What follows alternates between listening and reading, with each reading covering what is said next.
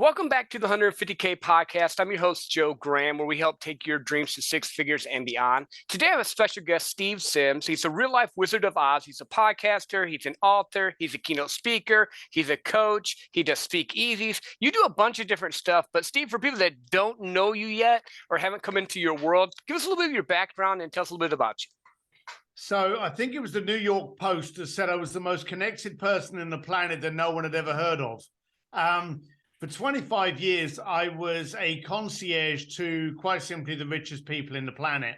I did things like get them into Formula One in Monaco with Ferrari, get them on front seats of the Paris Fashion Week. Got a couple that wanted to get married in the Vatican by the Pope, a drum lesson by Guns N' Roses, a guitar lesson by ZZ Top, got them on stage with Journey and hanging out with Elton John.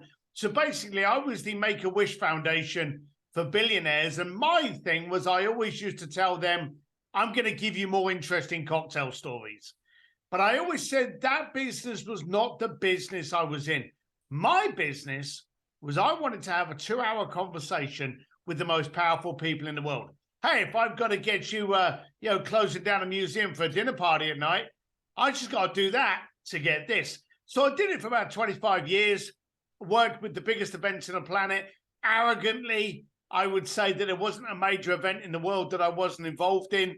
And I can count clients from Elon Musk, Elton John, Richard Branson, Jean-Paul Ajuria. These are the contacts of people that I've worked with throughout the planet. Did a book about 5 or 6 years ago. And then recently brought out Go for Stupid. In a nutshell, that's me.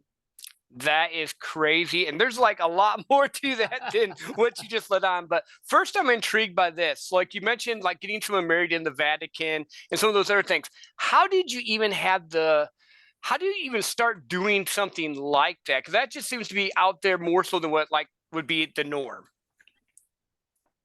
God, what's normal to us? You know, we're weird, dysfunctional people to start with. And we're only contained by other people's limitations. So I always believe that 5-year-olds have no idea of reality. So my wife's always said, I'm a 55-year-old 5-year-old. If I want to get someone, well, let me put it to you. If you wanted to get someone married in the Vatican, what's the first thing you would do? Off the top of my head, contact someone high up in the church that I could get in contact with someone. Now I would just go from there. I'd start from where I could. Yeah. Bingo. You wouldn't phone your local plumber. No. You wouldn't Google, the Pope's home phone number. You would literally start the basic stepping stones. And that's one of the best answers I've gotten. Do you know the funny thing was? That's what I did. I phoned locally and I also phoned people in Italy because I'd worked there a lot and I spoke to very powerful people there. So the bottom line of it is someone knows someone that knows someone that's got your answer. You just got to start that ladder. Yeah. And I think it's funny you say that because like in networking and sales and business, and I've been in the sales world forever, I've just always had the power of asking. Like worst case scenario, they're going to say no. And I had to get past the point of worrying about it. I mean, worst case scenario is no. Well, what if they say yes? So I love that. So you started out doing concierge for like billionaires, like you mentioned, and then now you moved into like the coaching space, the podcasting space. Tell us a little bit more about what you're doing there, like with the book and all. The funny thing is, you say moving into, I was raised like most people, poor, broke, and ignorant to anything. And I wanted more of myself.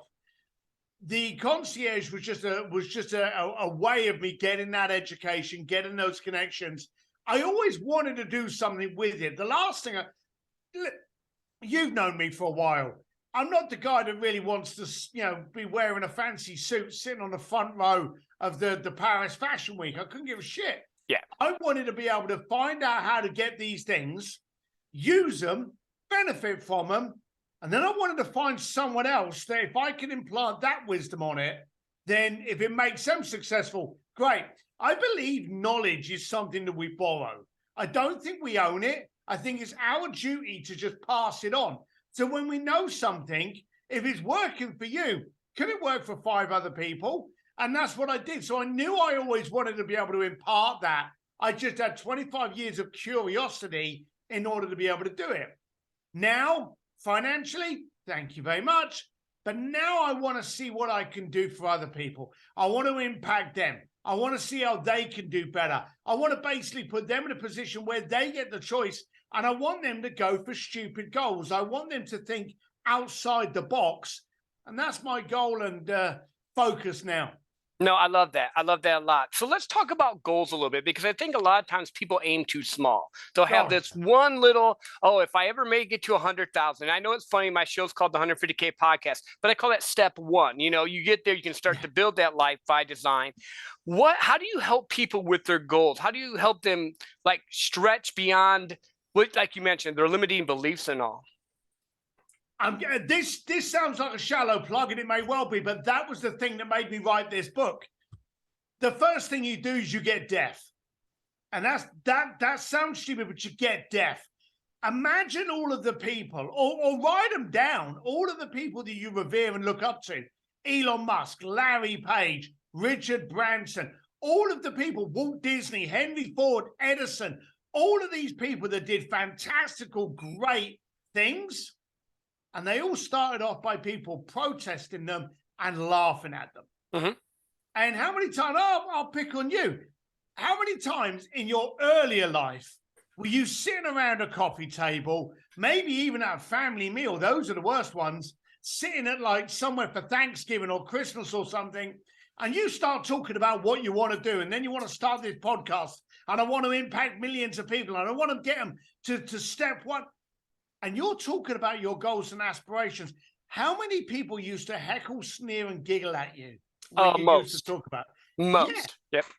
Now, at that time, we're faced with two choices. One, we leave that table. We find a better table. We find people that challenge us, push us. Or we settle. And all of us at one stage in our life have gone, oh, ignore me. I don't know what I was thinking. You must have spiked my coffee. You know, I'm back. I'm all right. Yeah, I'll settle. And that's what happens. But the thing is, I was having a meeting with Elon Musk once, and he actually turned around and he said, they'll always laugh at you just before they applaud. Mm-hmm. Now, everybody that we revere, everyone that we idolize, the rock stars of today are entrepreneurs that succeeded. Yet there's 1,000,001 that are actually being laughed at this moment in time. That in a few years' time, maybe even a few months, will be stuck on a pedestal and hail. Yep. But the bottom line of it is we heckle people too much. 85, and this isn't an accurate statistic, but it's damn near close. 85% of the planet works for 15% of us. Yeah. The trouble is that 85%, they're fucking noisy. And they shout and they laugh and they jeer. And the sad thing happens when you listen to them. So the first thing you've got to do is stop listening to people that are going to be serving you coffee in the morning. All right? Don't pay attention to the people that can't afford you. The amount of people that actually send me hate on Instagram and Twitter and stuff like that can't afford me. Yeah. Then why am I listening? And the fact is, I don't. So the first thing you got to do is partially get deaf. Get deaf to stupid people. What you've got to do is look around at your circle and go, okay, are you the support system I need for me to get where I need to be? Are you the ones that are going to challenge me? Are you the ones that are going to push me? Are you the ones that are going to allow me to stick to my focus when I get tired? Are you going to be the ones that pick up the baton when I'm exhausted, lift me up, and get me running again? And if not, I got to find those people. Yeah, no, that's so true. Like in my sales career, I've seen that. I've been in the entrepreneurial space for about 1.5 years, started the podcast, did all that stuff. And you're right, being around the right people matter, because if you're not, you know, the hecklers are always going to be there anyway. So ignore them and move forward with the right people. That's key. What's the next step after that? So you get the right people in your corner. You get big dreams. You don't care what anyone else thinks. You go after them because they're going to laugh anyway. So you might as well go after your dreams. What would be the next step? Well, for starters, get rid of that word big. Because the trouble is when you're looking for a big dream, what's big? What's big to you? What's big to me? What's big to someone else listening onto this? So someone may be going for that first 150 grand, and someone may be going for that first 150 mil. Yeah. And to both of those, They're big goals. So focus on something that actually has some kind of goal to it, some kind of destination. If you aim for going to Italy and you land foot in Italy, you've landed. Yeah. But if you go for something big, that's a woolly goal to get because you're never going to know when you get there. So take the word big away and go for something. And a good friend of mine, Ari Moselle, always says, get going, then get good. Get yourself a stupid, ridiculous goal. Go for that. Okay? Now, here's the daft thing. You talk about 150 grand, and I love that. Love the whole, positioning parameter, fencing of how you've actually set this podcast up. How many times do you go for something, fail, and find yourself 5 times ahead of what most people would have settled at? Yeah, you see, a lot. Here's the thing that I do, and I do this with my coaching clients. And I'm going to walk it through so everyone listening to this, you try it, okay? It works. Don't try it, and I guarantee it'll fail. So there you go. Get a piece of paper, and here's the key. Get a big fat-assed Sharpie, colored marker, or crayon. Something like that. Do you know what happens when you're actually writing things down in a purple crayon? You start to smile, okay? And so things happen in your head. The endorphins release, and you become curious. So this is what you do. Get a brightly colored marker or crayon, and at the top of that page, not bothering about the lines, but I want you to write 5 years from today. So today we're in 2022, all right? So you would go up there and you would go 2027, okay? Mm-hmm. Whenever you listen to this podcast, add 5 years and write that at the top of the page. And then I want you to write 1, 2, 3, 4, 5 to the left. And then I want you to just put your goals, your ridiculous goals that you would like to achieve in 5 years, your dreams in 5 years' time. I want a Ferrari. What Ferrari? Try and be as specific as you can. I want this model Ferrari in yellow. I want a house in Malibu, a beach house, blah, blah, blah, like this. Mm-hmm. And write down what all of those 5 goals are. Now you have a destination. And now the next step, this is imperative. Get your marker, get your crayon, go back up to the top of the page, cross out that date, and put 1 year from now. Ooh, I like that. Now that's going to shit you up. But then you ask yourself the question, just like the stepping stones of how do you get in front of the Pope? Ask yourself, what's got to happen in 11 and a half months for me to achieve my 12-month goal? What's going to happen in 11 months, 10 months, 9, 5, 4? What's got to happen next week for me to be on track? Now, are you going to get everything? Are you going to hit all 5 goals?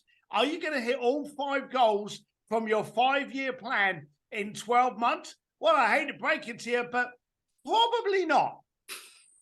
But here's the daft thing. The amount of people I work with that actually end up hitting 2 or 3. Now, think about it.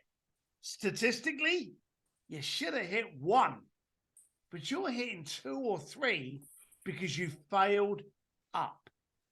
Yeah, no, I love that because it's that whole concept of each year with sales. I've done that same thing. I put a number that's way above what my quota is or what I did last year. And even if I didn't hit that number, I've gotten way farther than if I put my quota or I put this. It's like, I love that reframe and getting it set in your mind to where you reverse engineer it, for lack of a better term, what you want to do. But it's got to be detailed, because that was the other thing you mentioned that I loved. It's a detailed goal. Like, I want actually a cabin in Montana in Whitefish because I love the area. I've been there a few times. My wife wants a beach house in Kauai, not Maui. She wants in Kauai, which is a garden island, probably south in Poipu. So like you said that I had 2 goals hit my head immediately. There's other stuff I want to do, but I love the detail aspect of it as well, Steve. I actually did. I do that on my phone all the time. In my notes on my phone, I have an I want need list. Now, here's why it's called an I want need list. You need to pay your mortgage. You need to pay the electric bill. You need to pay the staff. You need to pay the school fees. And guess what happens at the end of the month? You paid those. Why? Because you need to. But you wanted a new motorcycle. You wanted to go out with your mates. You wanted to be able to go and do this. But you didn't do that because it wasn't a priority. That's why I combine the two. It's an I want / need list. And I put as much detail on there. And I go, right, okay. And I'll circle it. And I go, right, this month, I need this. And I will literally highlight a bunch of those things, put them in a color and walk through them and delete them as I've achieved them off of the list. And so it's basically, you've got to focus on it. But if you don't know where to goalpost, what do you know you're shooting at? Yeah. Well, it makes a lot more sense because then it takes it out of it. Because when it's a I need, you have more intention behind it. Law of attraction, whatever term you want to use. So I like that concept because I've had a bunch of I wanted, but that I need makes you get unrealistically aggressive toward it, I guess is where my mind would go. Prime focus. Yes, 100%. I love that. So you have the crazy goal, you have the unrealistical crazy goals you're going to get. You're detailed about it. You're moving forward with it. Is there another step besides reverse engineering it and getting in the right rooms that we need, or anything? What else are we missing here? You need the right tribe. Okay, you know, we can do all right when we're on our own. We can conquer the planet when we've got a people around us. So you need to make sure you've got your tribe. A lot of people I see, and I've seen this. I've had people come to me with like 4 of their friends, and I'm looking at 2 of them thinking, you're floaters. You're a complete waste of fucking space. I don't know why you're here, but then we do know why they're here, because they couldn't achieve anything without this person. So you